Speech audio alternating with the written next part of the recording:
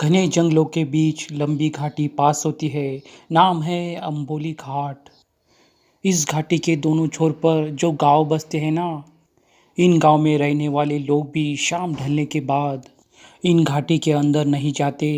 अब इस बात से अनजान रमेश नाम का लड़का रात के अंधेरे में अकेले में अपनी मोटरसाइकिल लेके बोली घाट पर घुस जाता है। फिर उसके साथ जो कुछ भी हुआ उसे इमेजिन करते ही अब इस घटना की शुरुआत होती है पुणे से। रमेश पुणे के आईटी कंपनी में सॉफ्टवेयर इंजीनियर काम करता था। उसके पास एक मोटरसाइकिल थी। ये घटना 2018 की है। रमेश अपने ऑफिस के दोस्तों से बात करता है, मैं कहीं लंबे राइड पे जाना चाहता हूँ।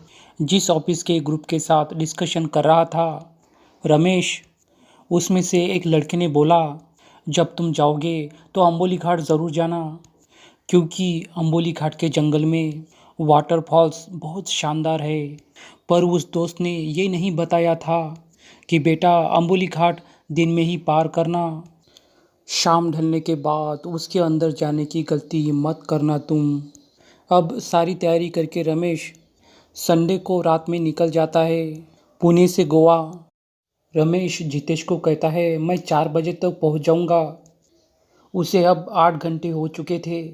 दोपहर के 3 बज रहे थे और रमेश भीड़ भाड़ वाले कस्बे से होकर गुजर रहा था। रोड के साइड में उसको एक मंदिर दिखता है जहाँ भंडारा चल रहा है। रमेश ने सोचा रुक के खा लेते हैं। रमेश बाइक खड़ी करता है, खाना लेने पहुंच जाता है। रमेश ने प्लेट हाथ में ली और उसके बाजू में एक आदमी खाना खा रहा था। उसने रमेश की मोटरसाइकिल देखी और पूछा, कहाँ जा रहे हो? रमेश ने बोला, मैं गोवा जा रहा हूँ। उस आदमी ने पूछा, किस रास्ते से जा रहे हो? रमेश ने बोला, मैं अम्बुली घाट से होकर निकल रहा हूँ। वो आदमी खाना खा रहा था। वो रुक गया और रमेश की तरफ देखने लगा। बोला कि शाम ढलने से पहले ही अम्बोली घाट पार कर लेना, रात के अंधेरे में नहीं। और फिर वो खाना खाने लगता है। अम्बोली घाट अब 60 किलोमीटर दूर था। रमेश को थोड़ी घबराहट हुई, रात को कोई प्रॉब्लम हो जाएगी क्या? उस आदमी ने रमेश की ओर देखते हुए बोला, जैसा बोला वैसी बात मानना। और फिर खाना खाने लगा। रमेश अपने बाइक पर बैठा और अम्बोली की तरफ जाने लगता है। हल्की सी बारिश हो रही थी। तेज बारिश से पहले अम्बोली घाट क्रॉस कर जाऊं, पर बारिश के वक्त वो रास्ता इतना ज़्यादा सुंदर हो जाता है, रमेश चाहकर भी बाइक की स्पीड कम नहीं कर पाता। सुंदर गांव पहाड़ियाँ देखकर वक्त का पता ही नहीं चलता। शाम के 5 बज रहे थे और रमेश ने भंडारा में जब से खाना खाया था तब से लेकर अभी तक सिर्फ किलोमीटर अंतर हो चुके थे और तभी बहुत ज़ोर से बारिश शुरू हो गई। रमेश का आगे बढ़ पाना मुश्किल था।